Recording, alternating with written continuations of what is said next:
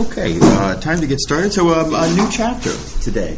We're starting with integrals, chapter 5. So you'll notice we did skip over 3 sections at the end of chapter 4. Those 3 sections are on the topic of optimization. And it's very important stuff. We'll definitely get to it.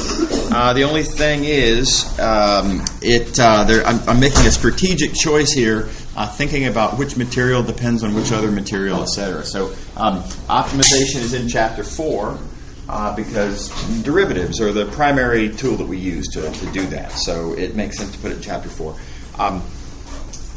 So chapter 6, though, has the interesting property. It's very challenging and also pretty much critically hinges on almost all of the material earlier in the course. So this is a weird difficulty. The material that students most need, the most time to absorb and digest, kind of has to come at the end. It's unfortunate sort of contradiction there. So the idea is to try to find any way we can to pull the chapter 6 material earlier in the course, so that students will see it earlier and therefore have more time to digest that material before the final exam. So roughly speaking, any material that chapter 6 doesn't depend on, let's move it to the end of the course. And the optimization material is pretty much all that I feel like we can do that move with. So that's why I'm going to wait on the optimization. It's not that it's not important. It's just that we can afford to do it later and have sort of a best of both worlds. We get to do all the material, but we also get to do chapter 6 sooner. Okay. All right. So here we go into chapter 5. Integrals. We're going to start off talking about single variable integrals. Now you'll notice we did something like this with derivatives. Right? We started off taking a point of view on single variable derivatives. Not that you don't already know it, but that I wanted to take a certain point of view that would allow us to naturally extend to a multivariable analog. So that's what I want to do here with integrals. Same sort of thing. I want to change your point of view on single variable integrals a little bit.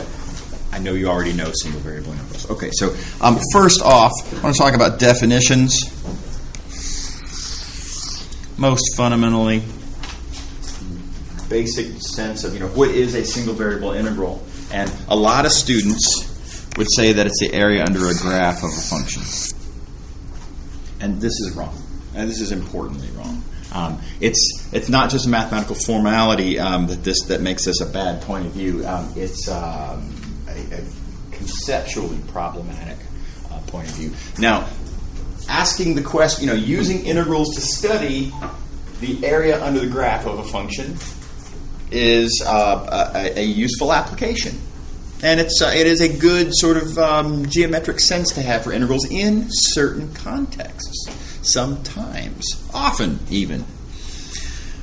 But it's certainly not the definition of an integral.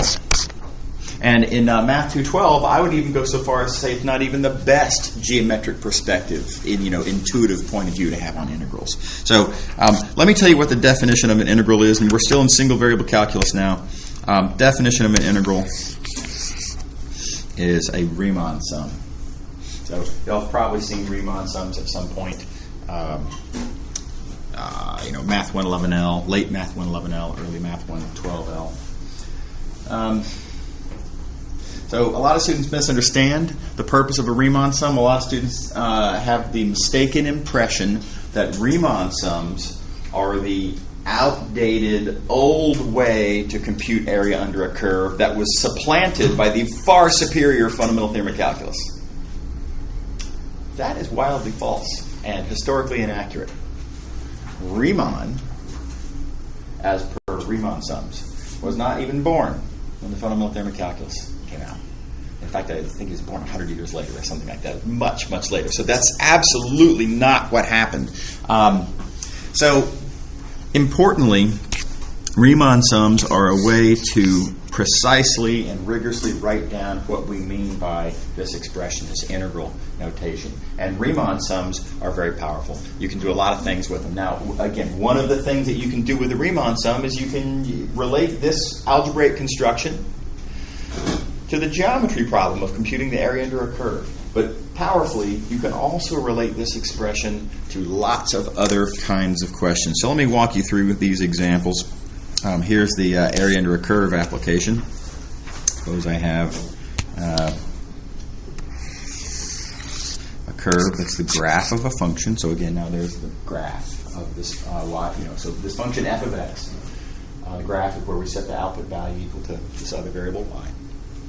And suppose I want to compute the area between that point and that point, thus giving me altogether this area. Well, now you guys know how this goes down, and the idea is that we can compute that area by taking the domain, chopping up the domain into little pieces of size delta x, etc.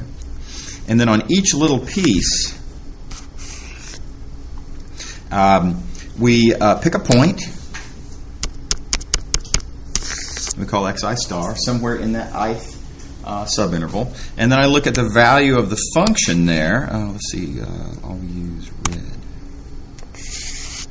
The value of the function, of course, is the height.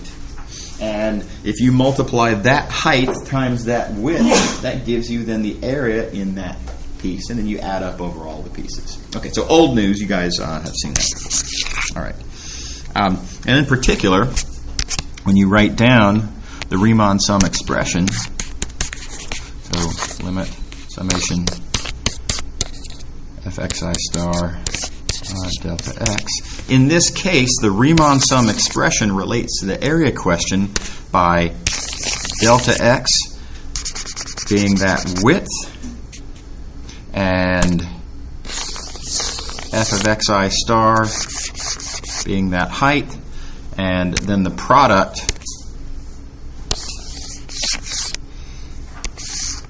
gives me that area. Okay, right, fair enough, fine. So, what about another application, though? Suppose I were interested in this question of, I've got a metal rod down here.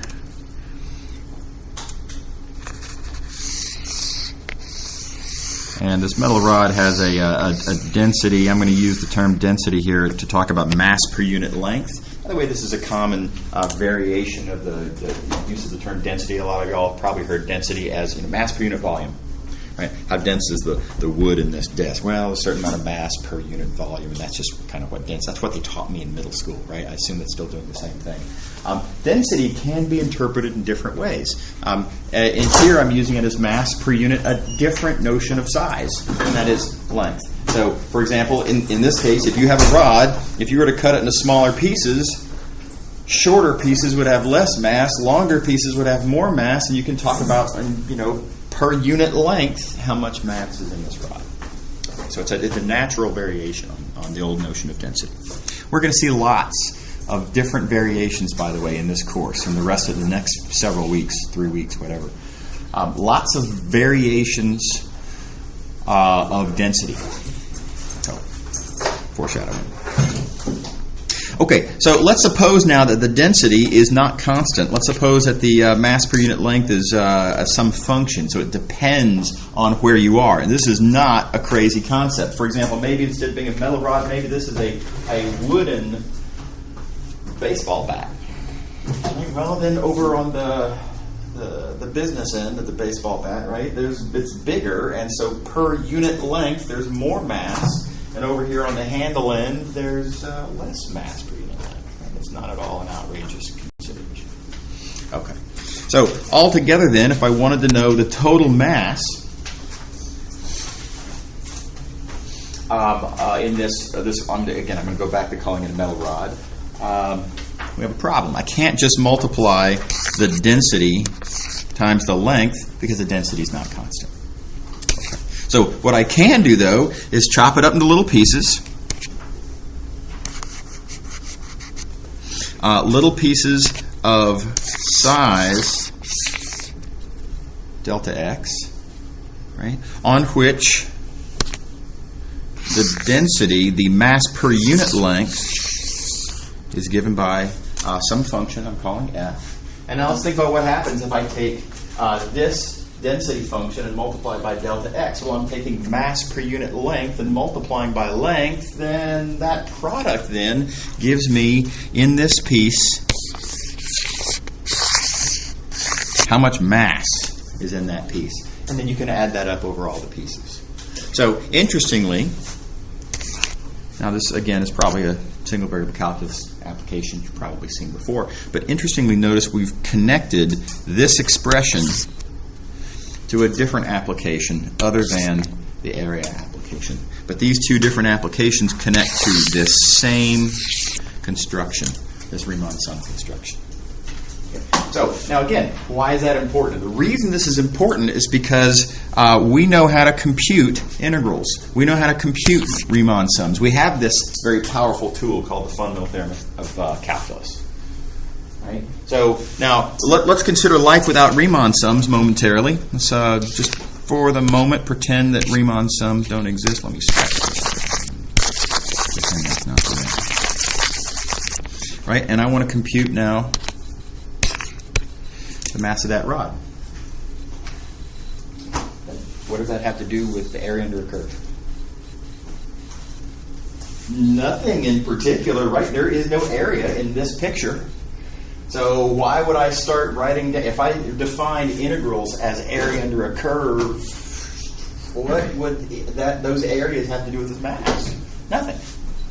Now, you could make arguments about how, well, you know, it's kind of like on each little piece we're multiplying the width. I mean, here it's width times density, here it's width times height, and, you know, it's kind of the same. Well, yeah, what you're doing is you're writing down a Riemann sum, right? So, critically, it is Riemann sums that connect all these different kinds of applications. So, this graph construction, the fact that we can use integrals to compute the area under a graph, that's one application among many. This mass of a rod is a different application, and you guys have seen bazillions of other applications. So now just a little bit more foreshadowing. When we get later on in the course, we're going to talk about, so today we're going to be talking about double integrals. And not long from now we'll be talking about something called triple integrals. And then later on, when we get to Chapter 6, we'll talk about different kinds of integrals. And what we're going to find, ultimately, is that of these two sort of physical manifestations, if you will, of Riemann sums,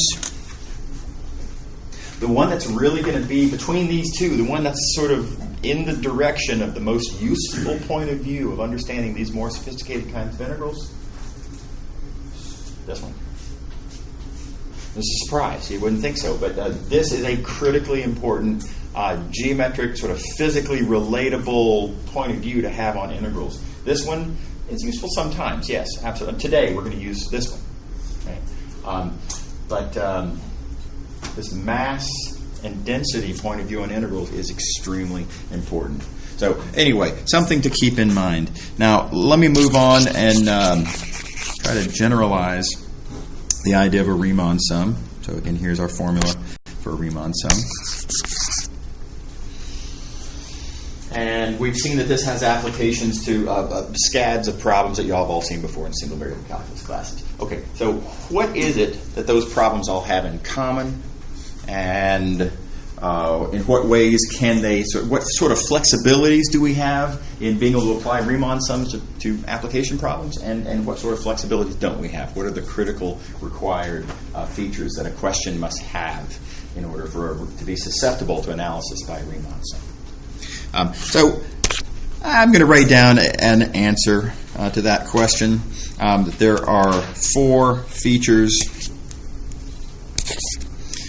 four conditions that have to be satisfied in the various different kinds of questions that we've addressed with integrals for them to be addressed by integrals. And here they are. So the question at hand has to have a domain, and it has to have a function called the integrand. And what we're going to do with those, we'll talk about in the remaining conditions.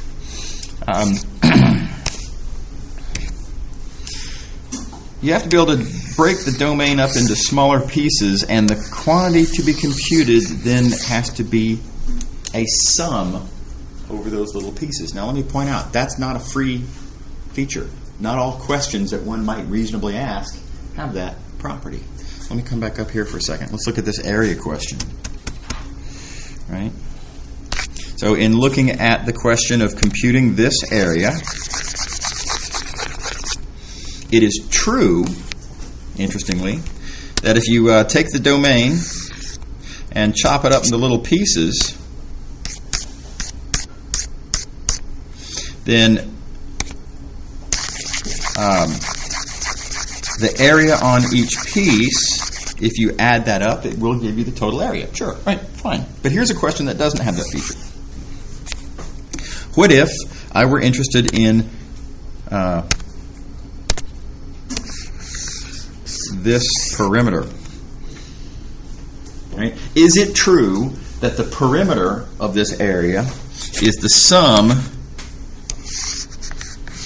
of the perimeters of all the little pieces?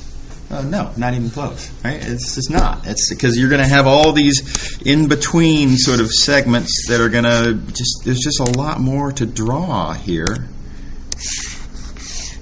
on all the little pieces. So perimeters don't have this feature. Right? Area does in this case. Right. So that's a critical feature. We need that. This is what I like to call the accumulation feature, that the quantity in question has to accumulate over the domain in the sense that when you break the domain up into pieces, the total of the quantity is the sum of the individual pieces of the quantity. Okay. So be on the lookout. Right? Different applications that we're gonna do all have this critical feature. Okay. Right. Oh, let's look at the mass problem. Same deal. The mass problem has this feature. The total mass is indeed the sum of all the little pieces of mass. So mass accumulates. Area accumulates. Perimeter does not. Okay, this is kind of a formal note here. We do need the integrand has to be approximately constant over these smaller pieces. The whole point to this is that it's an assumption that goes into the fourth item, which is that when you're looking on the smaller pieces, the quantity you're interested in is a product of size times the value of your integrand. So it's always size of the piece times the value of your integrand. So going back up to here, here we're interested in area. Area is the size of the piece times the value of the integrand, because the value of the integrand is height, and area is height times that size being length. Okay. Is that true down here? I'm trying to compute the total amount of mass in there. Well, yeah, conveniently, mass is the size of the piece times the value of my integrand. It's just that now my integrand isn't height. Now my integrand is density. It's mass per unit length. Very different applications, but in both cases, there's a function we call the integrand that you multiply by the size of our little chopped up little tiny piece of the domain to give me the quantity, in this case mass, in the other case area, that I'm trying to compute. Okay, so structurally, even though these applications are physically very different, structurally they have a lot of common features, and those are the common features that make this relate to the problem in question, and therefore lets us connect the question to intervals. All right. So what we're going to be doing in defining a different kind of integral, today we're going to define something called a double integral, is we're going to pretty much rip off this idea. We're going to look at these four characteristics and try to apply them in a different setting. And the key observation to make here is that there's nothing about these four conditions that requires the domain to be one-dimensional. It just isn't. Right? This references to size. right? But there's a notion of size for two-dimensional domains, and there's a notion of size for three-dimensional domains, etc. Right? So we're just going to basically reinterpret size and take these four ideas and then construct something analogous in a multivariable context, analogous to the Riemann sum construction we already have, and that's going to give us a new kind of Riemann sum, which we're going to call a new kind of integral. Okay, so the strategy is going to be like this. I mean, I'm being ambiguous in the notation here, but the point is we're going to compute the total quantity as a sum of little pieces of quantity. And those little pieces of quantity are going to be an integrand times a size, and those are going to accumulate over the entire domain. So just like with single variable integrals, details a little bit different. Okay. All right, so let's do it. Here's the first question that we're going to consider. I'm going to look at a graph of a multivariable function. So here we have z as a function of not just one variable, but here's z as a function of two variables, x and y. That gives me then a surface. That's a surface in space, in a three-dimensional space. And instead of asking for the area under the curve, I'm going to ask a geometry question of what is the volume. What's that? All this stuff under here. What's the volume under that surface? Reasonable question. Right? Now, before I go any further in this direction, I do want to remind you, I want to warn you against one thing. This does look, and it really is, very analogous to the old classic single variable calculus question of what's the area under the curve. Right? This is very analogous. Don't forget what I observed a few minutes ago, which is that, you know, useful sometimes though that picture is, it's really not the only picture, and so don't develop your intuition for what we're developing here, the double integrals that we're trying to develop here, too much on this picture. This problem that we're looking at is not the definition of a double integral, very importantly. Right? This is just a geometry problem. Just trying to ask a geometry question, hoping to be able to find an answer. It's the answer to this question. It's the algebraic construction that we're going to develop to answer this question. That's the most important thing. Right? Not the geometry question itself. Right. All right.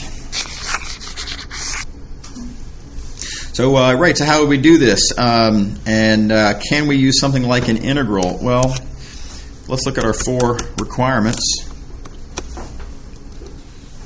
These are the four conditions, integral conditions I call them, that we talked about a few minutes ago. There needs to be a domain, sure. Domain is this rectangle. It's the rectangle over which we are interested in computing the volume under that surface. Okay.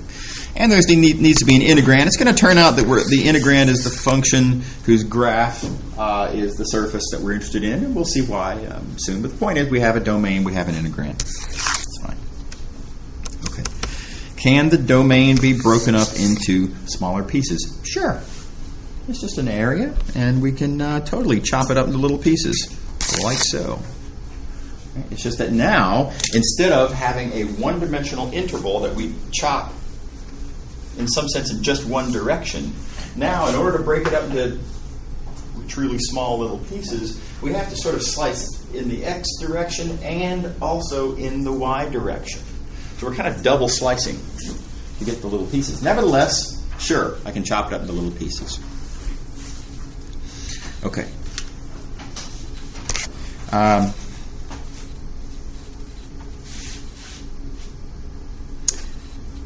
Does it accumulate? Is the volume the sum of the individual pieces of volume? Now, this is, again, in some sense, the most important condition to look at, and I appeal to your geometric sense that if I look at one of these little pieces down here, one at a time anyway, if I look at the volume sitting over that one piece, if I add those up for all of the little pieces, does that give me the total volume under the whole thing? And yeah, absolutely, no problem. Volume has this accumulating feature. If you take this volume and if you slice it up into a bunch of little pieces, grand total, you still have the same amount of volume. If you have a cake and you slice the cake, you have not lost or gained cake. Right? Does that make sense? So, volume accumulates.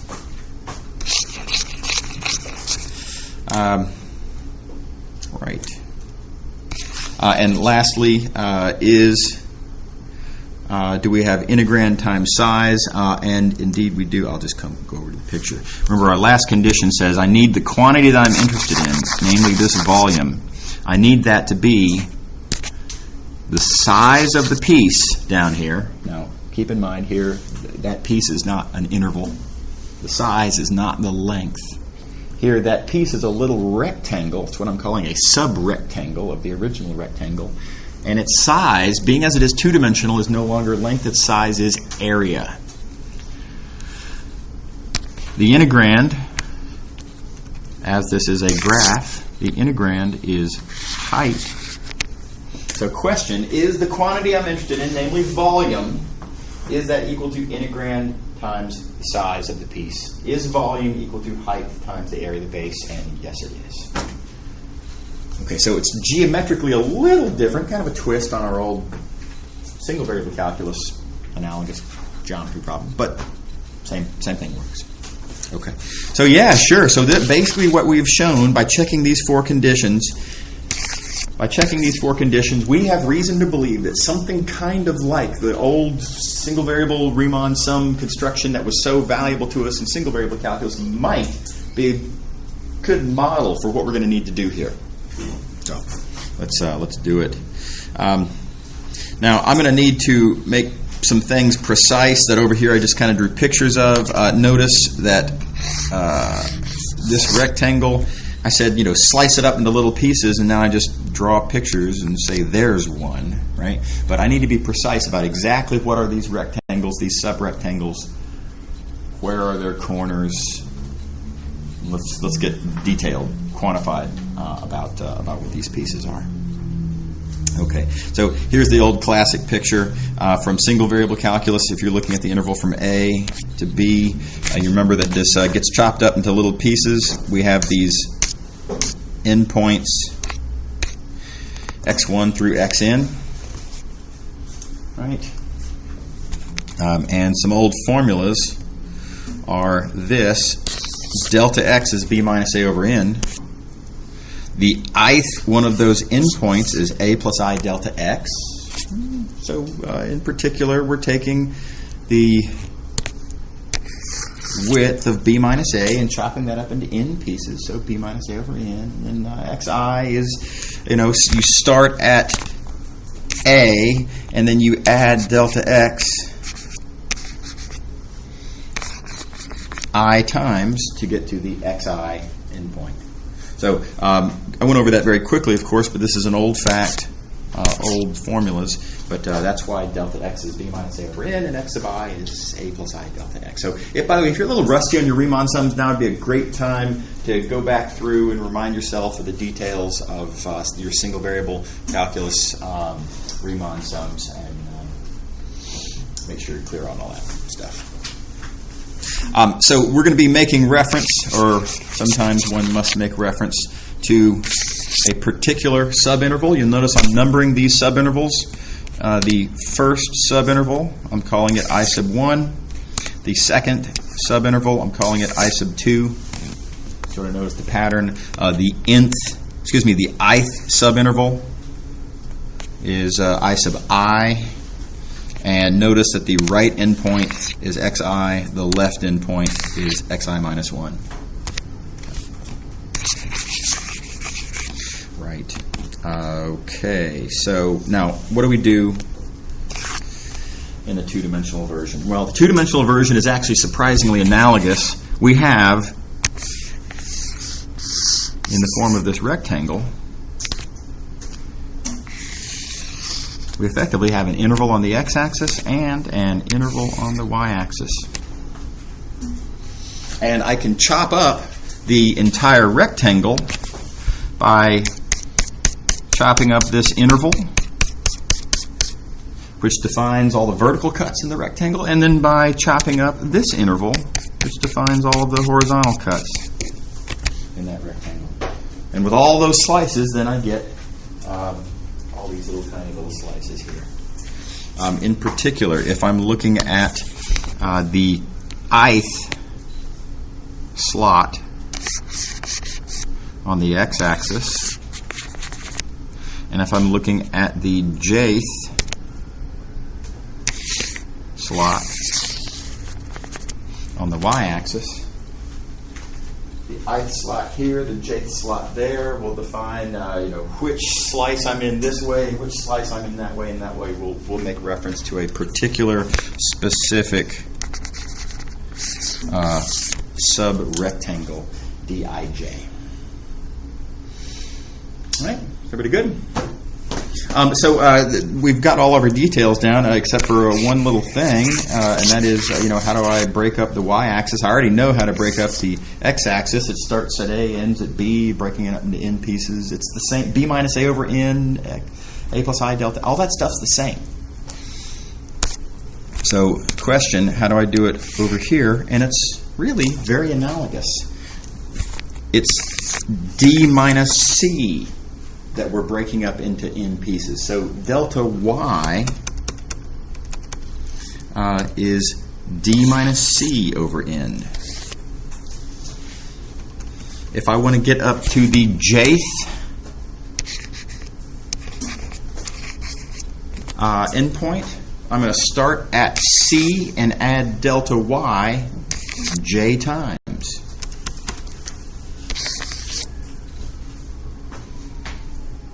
So it's the same strategy, same basic ideas, just applied in a different setting. Okay, so lots of details, same idea. Okay.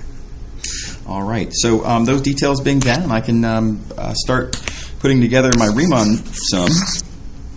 Here's the idea, the strategy that we have from looking at those four conditions and sort of by analogy from what worked out so well in single variable calculus would be to do this. The quantity we're interested in computing on each little piece is going to be our integrand, our height in this case, times the size, whoops, wanted that in a different color, the size or a little subrectangle. So volume equals height times the size of the base. We're going to then add that up over all the pieces, and of course we have to take a limit in order for these products to actually to lose all the round off error, just like a single variable error. So same basic idea. This is morally a Riemann sum with just the one variation that size is now being thought of in a different way, and the function is now being evaluated on a two-dimensional domain instead of a one-dimensional domain. All right. Size, by the way, is area.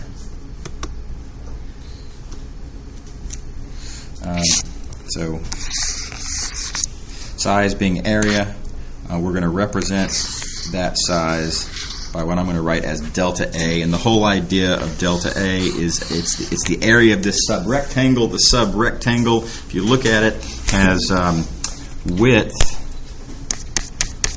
which is delta X, and it has height, which is delta Y. Okay. So here's our expression. Roughly speaking, this is an expression that we could use to compute volume. If we want to compute the volume under a surface, this will do it. Now, side note, in practice, day in and day out, are we actually going to crank out Riemann sums? Oh, no, definitely not. That's way too hard, right? I mean, if you think back to single variable calculus, we use a Riemann sum to represent the area under a curve, but we don't actually compute those Riemann sums. That's just the formality, the way we write it down. The way we actually compute these things is the fundamental theorem of calculus, of course. Much easier. Right? So likewise here, this is a way of representing this volume that we're interested in. but we're not actually going to compute it this way.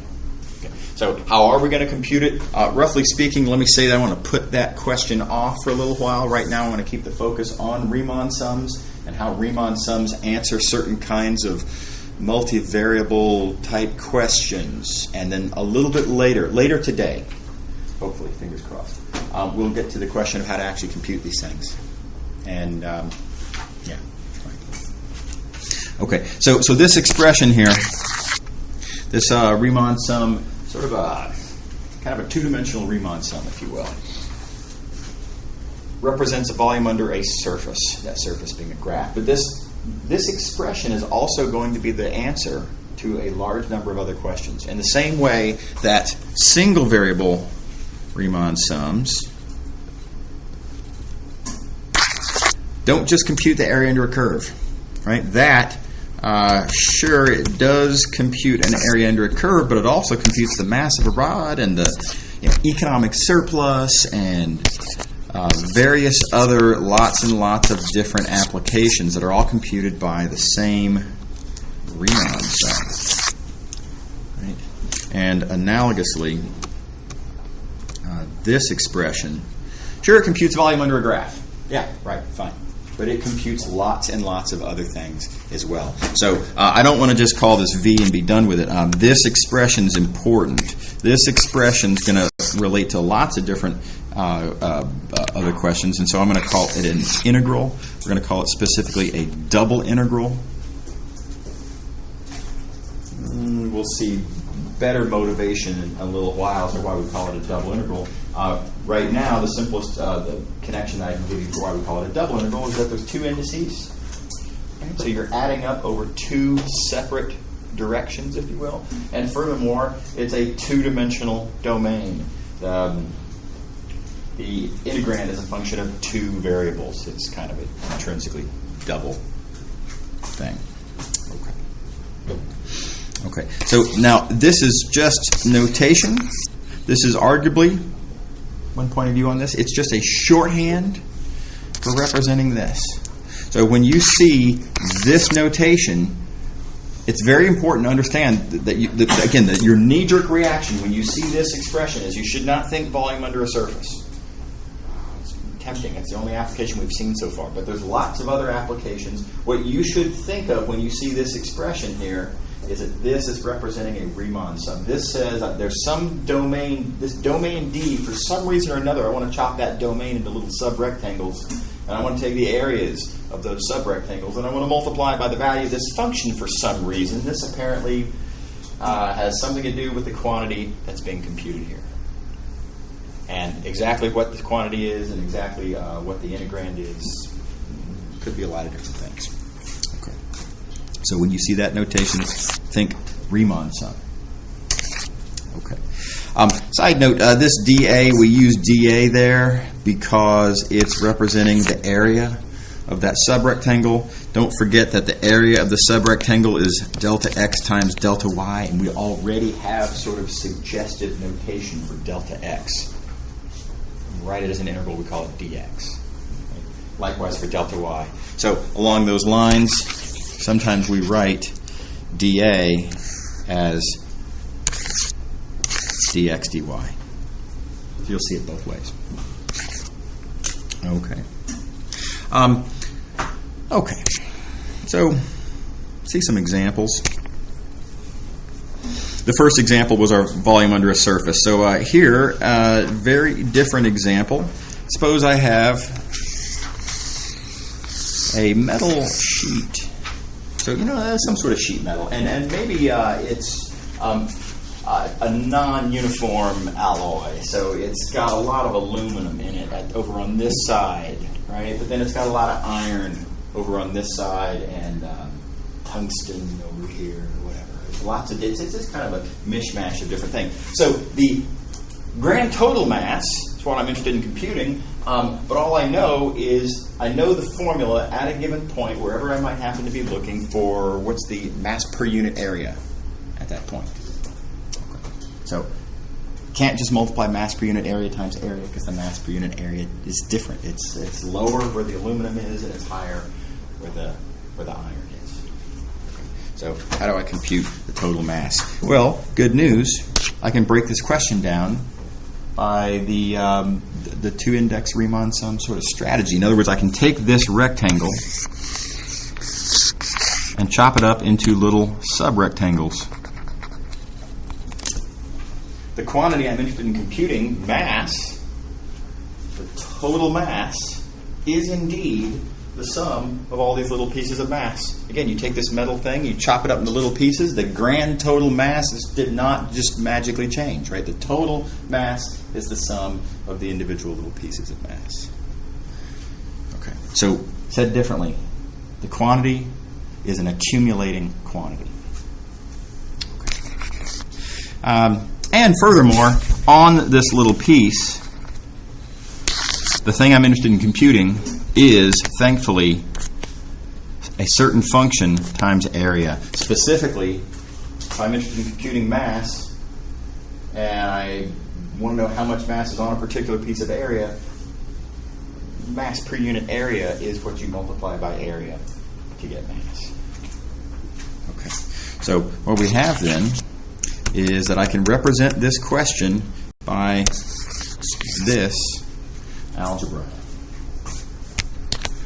The total, sorry, I wanted a different color. There we go. The total mass is a sum over all the pieces. When I chop it up, total mass is the sum of all the little pieces of mass. And secondly, each little piece of mass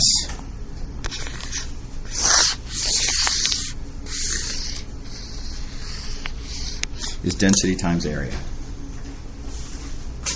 And conveniently, that gives me a Riemann sum. Notice this looks just like the Riemann sum that was our definition of a double integral. And so, therefore, this question of computing the mass in this rectangular sheet can be addressed by a double integral. Now, it's the same kind of double integral that I previously used to compute volume under a surface. Again, I can't emphasize enough. There's no immediate connection between volume under a surface and mass of a two-dimensional metal sheet. They're very, very different little geometry or physics problems. They just happen to both be computable by a Riemann sum. And that's why we use a double integral to represent both of them. Okay. Now, notationally, again, here's our Riemann sum representing the answer to this mass question. That Riemann sum, the integral shorthand notation to represent this Riemann sum is that. And so, one argument you could make for, why do I write down that double integral? Well, it's this argument that mass accumulates. Each little piece of mass is density times area. And this Riemann sum is the definition of that double integral. So there's a sort of a three-step argument there. And that's a fine way to write it down. Fundamentally, that's how you should think about where this double integral came from. This double integral came from noting an accumulation of something that relates to size by way of an integrand, which gives me a Riemann sum, aka double. Now, in practice, what do people write down on the page? You notice that in this rewrite, in this shorthand notation, that symbol represented that symbol. And so it's tempting. Yeah, it's a little floppy, arguably, but it's fine. This can be dealt with. It's not a problem. To use that same notation there. And then to rewrite delta m as, well, let's just call it dm, just to make it look kind of integral notation consistent. And then instead of writing down this process, just instead write down that. Now, so again, same ideas are in play here. This says, look, mass accumulates. The total mass is an accumulation of all the little pieces of mass. Now, again, what does that really mean? Well, this is just a shorthand notation saying, look, I'm going to be adding up over a bunch of pieces, taking a limit. I just it's easier to write with two little integral symbols. This is understood to represent that. And dm, what I really mean is delta m. It's just that I'm going to use integral notation because I'm eventually going to be an integral notation anyway. And having noticed that mass accumulates, note that mass is also a product that relates to area. So in this case, density times area, and there's your double integral. So it's just kind of easier to write this down. And people do that all the time. And it's okay. So perfectly fine in this course to use this kind of notation. Just make absolutely sure that you have a clear understanding that what is going on when you write this down is you're just really writing a shorthand for this. Namely, you're actually doing Riemann sums. Because that's what that is. That's a Riemann sum. This is just a convenient notation to represent that Riemann sum. Is everybody happy with this application? Okay. All right, so where do I go from here? How do I compute this thing? Well, again, we'll talk about that later. Right now, I just want to talk about how Riemann sums connect to different applications. Namely, what's the construction of a Riemann sum, and how does it relate to different things. And the computation will come in a few minutes. Okay.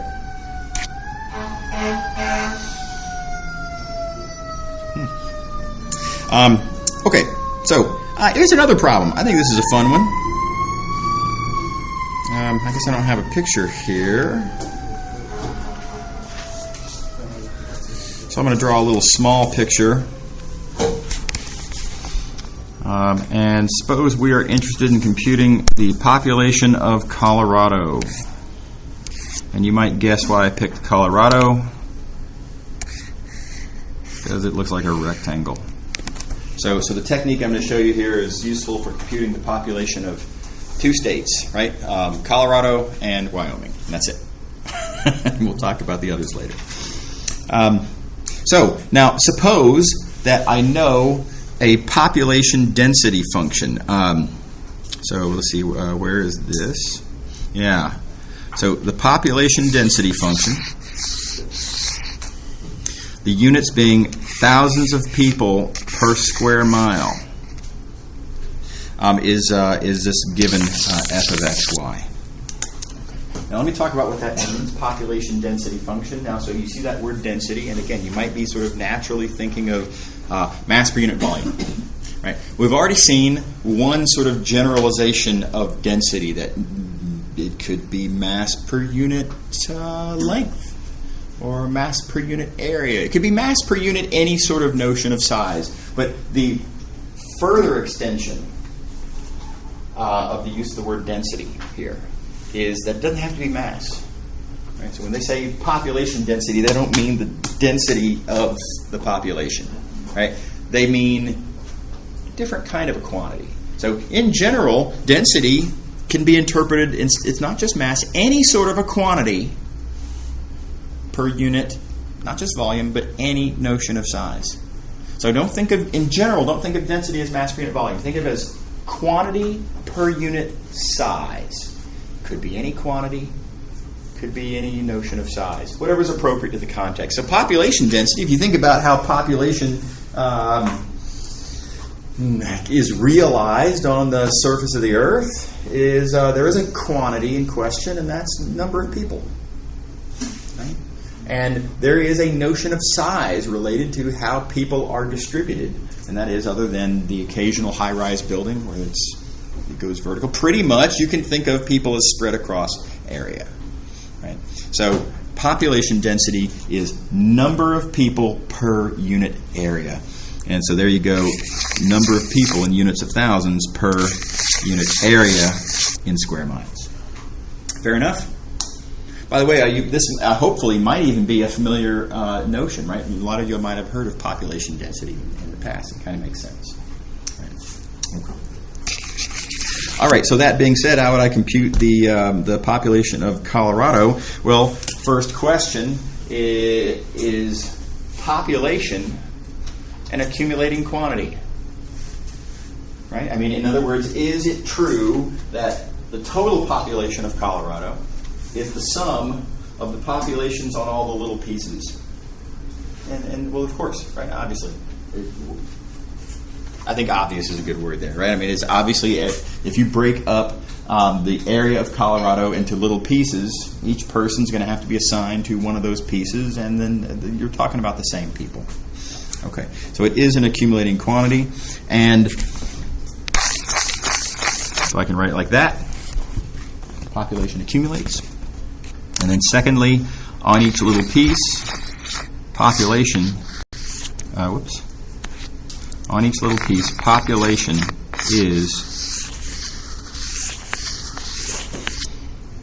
a certain function times area, and that's population density times area. Keep in mind the population density was given not in people per unit area, but in thousands of people per unit area, so don't forget your factor of 1,000 there. Right, so again, Riemann sum.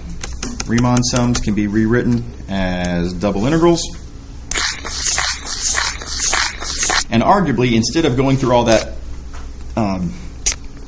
Riemann sum notation, one could argue that it'd be easier to just write it down in integral notation in the first place, by which you would say population accumulates. So population is a double integral of population. And each little piece, how am I going to circle this? Is a product times area. The number of people on each piece is 1,000 times area. Okay. So, many different applications. Everybody happy? One more application I want to show you, just because it's unexpected, a little bit different. You're going to have some homework exercises where you're going to be writing various different kinds of questions that look pretty different from the things that we're writing down here. And I want you to see a weird one before you tackle those. So here we're going to consider the flow of water through a pipe. Now, the drawing here is awkwardly done. I need this to be a rectangle. I didn't do that in the picture. The analysis doesn't change from having not drawn this as a rectangle, but let's make that a rectangle. So this is kind of a square pipe. And there's water flowing through the pipe. Now, let's suppose that I know what the velocity of water at any given point is. Now, you might think, how does water move through a pipe? Or how does water flow through a river, etc.? And you might have noticed at some point that when you look at a river, the water in the middle is flowing faster than the water on the edge. And it's the same in pipes. So, near the edge, the water's flowing like that, maybe, certain velocity. But in the middle, it's flowing faster.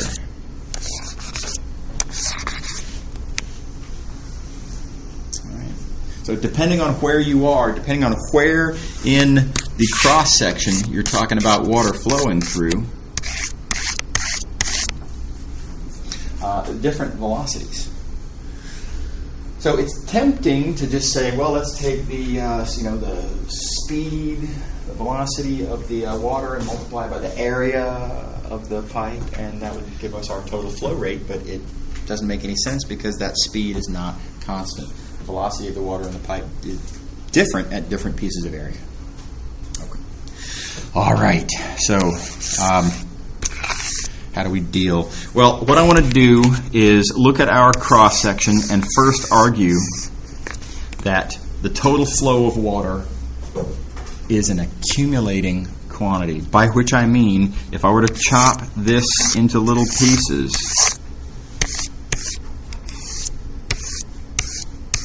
like so, right? If I were to look at the total flow of water through that piece and the total flow of water through that piece, and do this for all the pieces, for each individual little piece. Ask, how many gallons per minute is going through that piece and that piece and that piece, right? If I were to add those all up, I would get the grand total number of gallons per minute going along the pipe. Because every bit of water, every molecule of water has got to go through, well, one of these little pieces. Fair enough? All right. So,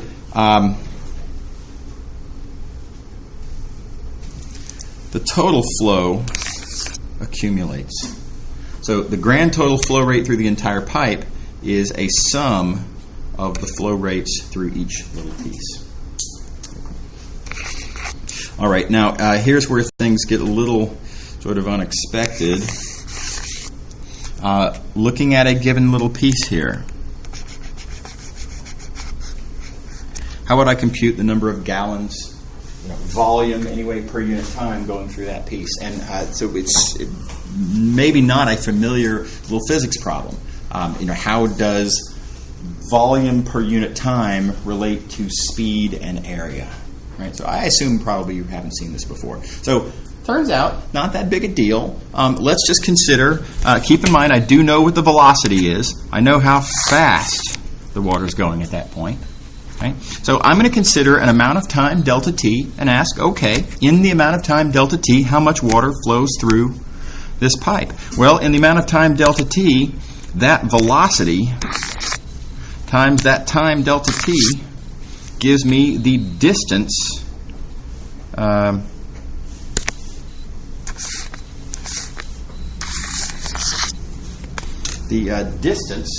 the length of sort of water that has flowed through that little piece of area in that little amount of time. Right? Fair enough. Distance equals rate times time. All right, so so I know what that distance is. Well, the volume is, think about it, this area times that distance. So let's write that all down. Let's see here, let me shrink out for a second. Yeah. So the volume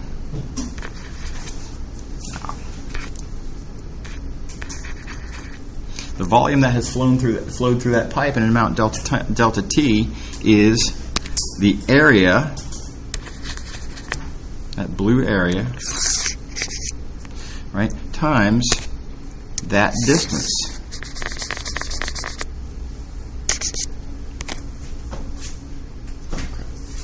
Right. So now let's look at this equation. We've computed volume. That's the amount of volume that's flowed through that piece of area in that amount of time. And the flow rate that I want, that flow rate is volume per unit time, so I divide these. And altogether, oh, good news, notice that those delta t's cancel, and what I'm left with is this. And it's a nice little result. It's arguably an unexpected result, but flow rate, volume per unit time, is speed times area. And the important part of this result, the detail is, yeah, sure, it is what it is, but importantly, in terms of our attempt, our fingers crossed, hope to be able to address this question with integrals, the thing I'm interested in computing on each little piece is, thankfully, something times area. Okay? So I can proceed in my attempt to do this with an integral, because that is something times area. Okay, everybody happy? Okay, and now it's just a matter of sort of writing down the final bit here. The flow rate that we just computed is speed times area, and then here's the double integral that we would use to compute this total flow rate through the pipe. Okay, so that's it for double integrals. Now again, let me just remind you what I've done here is I haven't computed any double integrals yet. I have not really fully answered any of the application questions that we've been looking at. Mass of a sheet of metal, population, flow rates, whatever other applications we might have done. You're going to see again many others.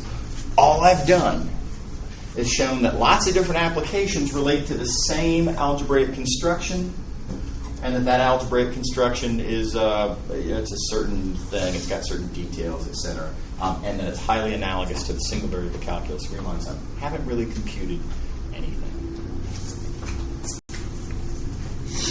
Okay, but this is a huge amount of progress because now we know a particular expression that we need to study. We need to figure out how to be able to compute that expression because it connects to so many different things.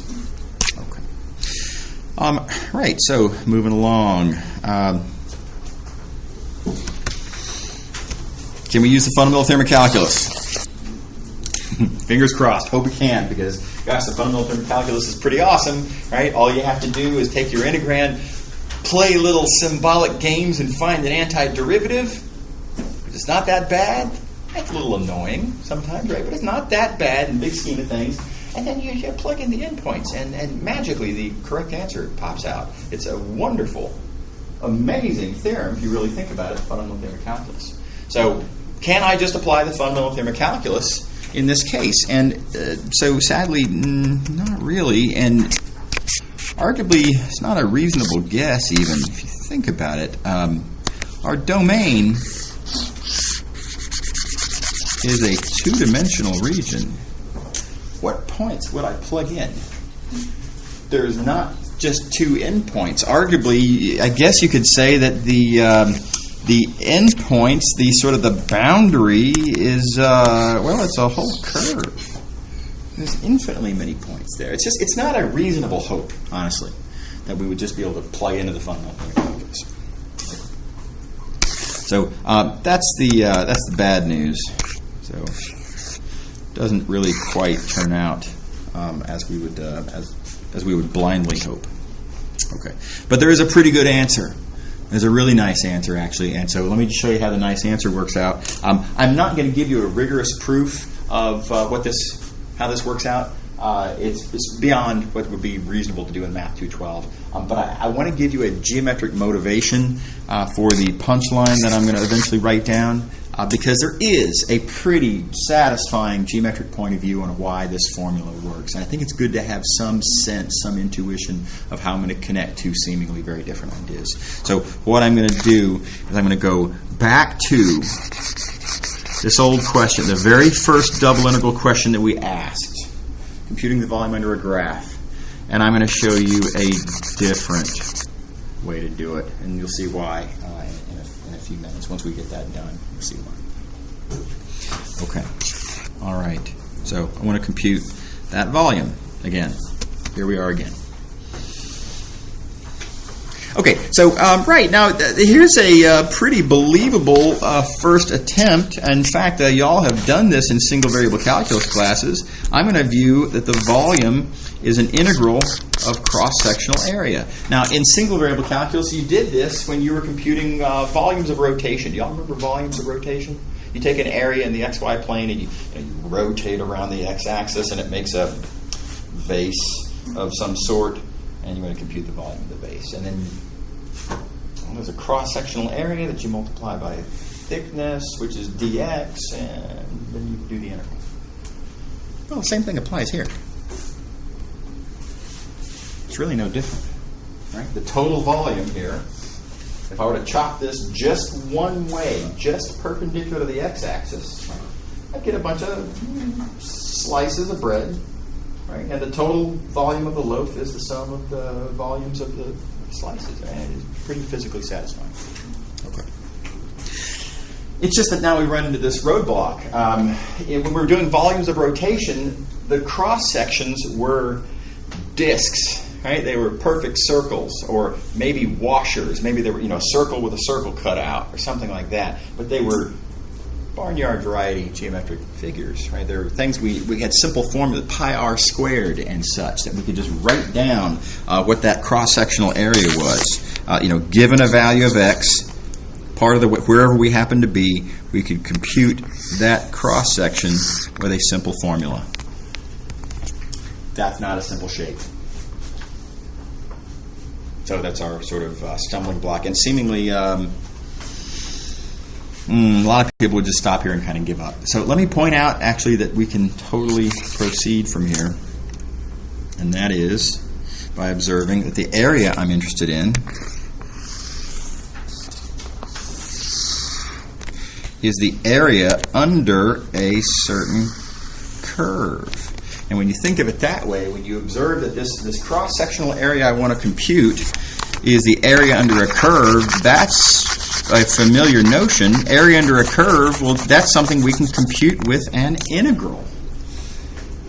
Right? We're doing an integral of this cross-sectional area. The area itself is another integral. Everybody on board? Okay. So area under that curve. Well, I'm not going to compute the area under that curve. Well, I'm going to need to be able to talk about the height at a particular point, and then I'm going to be multiplying that height times a width. Right? And height times width will give me a little pieces of area that I can then add up over the whole interval there. Okay. So the first observation to make is that the height, that height, I've got a formula for it. This height is the distance from the xy plane up to that curve. That curve is on this surface. This surface is the graph of this function, and graph means that height is the value of the function. Right? Does that make sense? And so critically, because we're looking at a graph of a function, the height is the value of that function. Okay. Now, an important detail: evaluated where. We've got to think this through carefully now. Where am I evaluating this function? Well, I'm evaluating the function at that point. Okay, what is that point?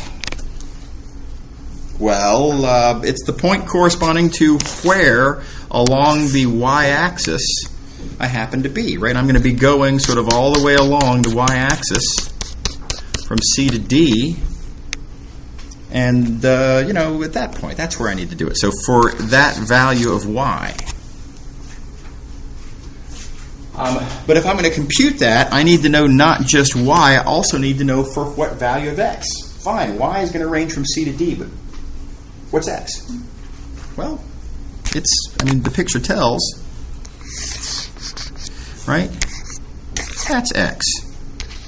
Specifically, let's not lose sight of the fact that what we're doing, what are we computing this area for? The reason we're computing that area is because I need, for a particular value of x, as I'm computing volume as a sum of area times delta x, it's for each value of x that I need to know what that a of x is. So in the computation of a of x, notice there is an already chosen value of x.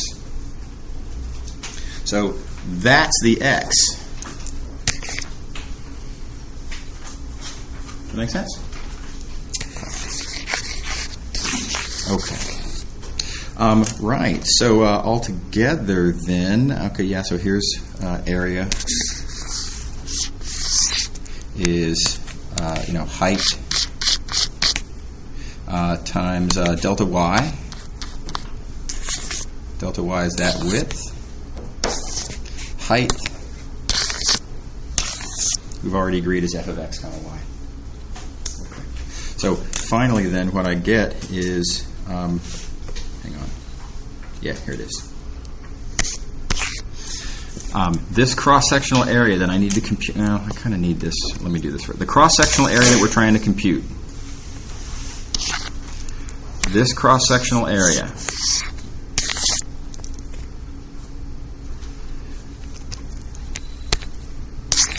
integral of height times dy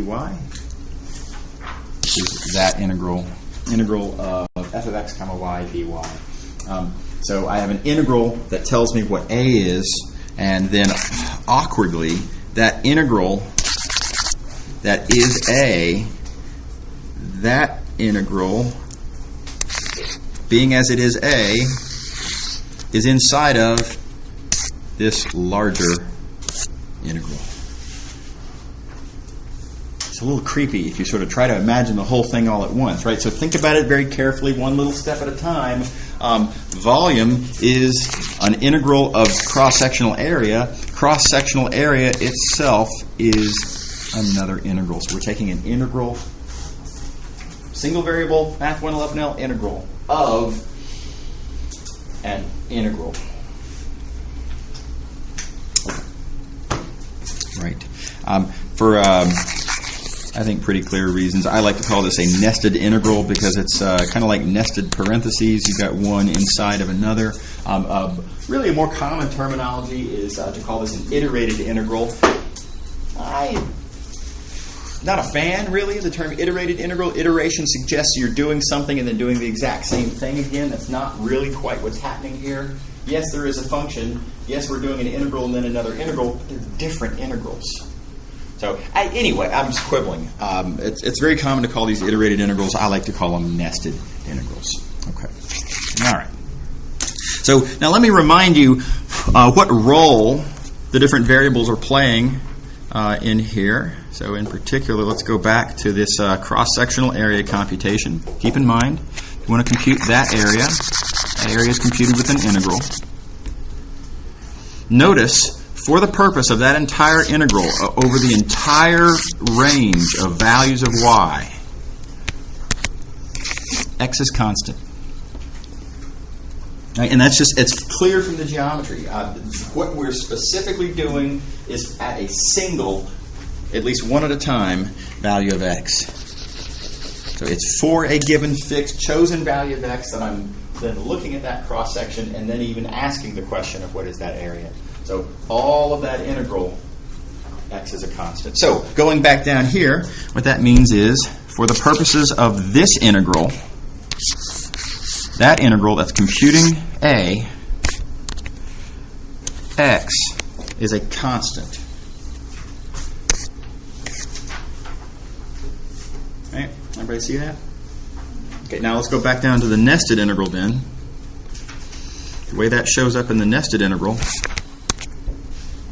the integral that's computing a, this integral, for the purposes of that, what I like to call the inside integral, x is to be treated as a constant.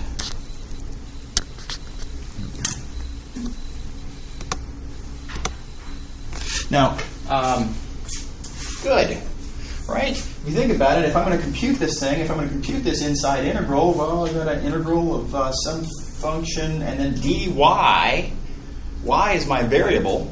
I needed to have some clear indication of how I should treat x. Am I to treat x as a function of y, or what? Right? I need some instructions on what to do with the various x's that will be in this expression, right? And can't ask for a nicer answer. Treat it like a constant. Right? Side note: because of that reason, a lot of people will call this a partial integral. It's kind of like a partial derivative, where you're treating all the variables constant except for the one. Right? It's a natural choice of terminology. Okay. All right. So now, next question I want to ask. So inside here, y is the differential. So y is treated as a variable. X is treated as a constant. Fine. But what about for the outside integral? For the purposes, when I get around to doing my x integral, what do I do with the x's? What do I do with the y's? What's what in that context? And the answer is, conveniently, there are no y's, because look, the whole purpose of this inside integral was to compute a of x. It is, in fact, a function of only x. There are no y's to be thought about in the outside integral. One way to see this, one different way to sort of satisfy yourself on this, if you think about what would happen with this inside integral, you have this function involving x's and y's. You're going to take the integral with respect to y. You'll still have x's and y's, but then you're going to plug in these numbers, and c and d will be put in place of all of the y's, and therefore there won't be any y's left. There better not be any y's left. Right? Said differently, y is a dummy variable, and when you do an integral, the dummy variable disappears. So for the purposes of the outside integral, here's the outside integral. The outside integral is a function of, it's an integral with respect to x. The only variable left is x, and it's a simple story. Okay. All right. So I have one last little observation I want to make before we quit this for today. This is the sort of the key, the last observation on why we were doing this in the first place. keep in mind I'm trying to compute double integrals. And the strategy is to have found a different alternative way to compute volume. And I didn't really quite ever explain why. So let me very quickly explain why. Take a second. So we have already shown that volume,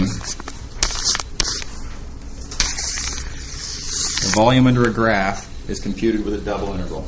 Right? This is, in some sense, this is how we motivated our construction. We arguably defined a double integral based on a choice of how our analysis of this particular application worked out.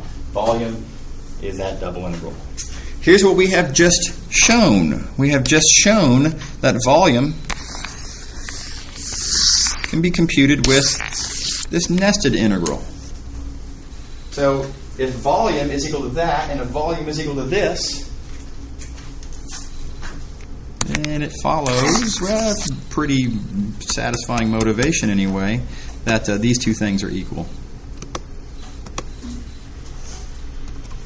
So this is why we, this is how we compute double integrals, is the punchline. So we were computing volume here, not because we really needed it. What I really wanted was a handy-dandy formula involving tools that I already know how to use, namely single variable integrals. Use the fundamental theorem of calculus all you want to compute these single variable integrals here.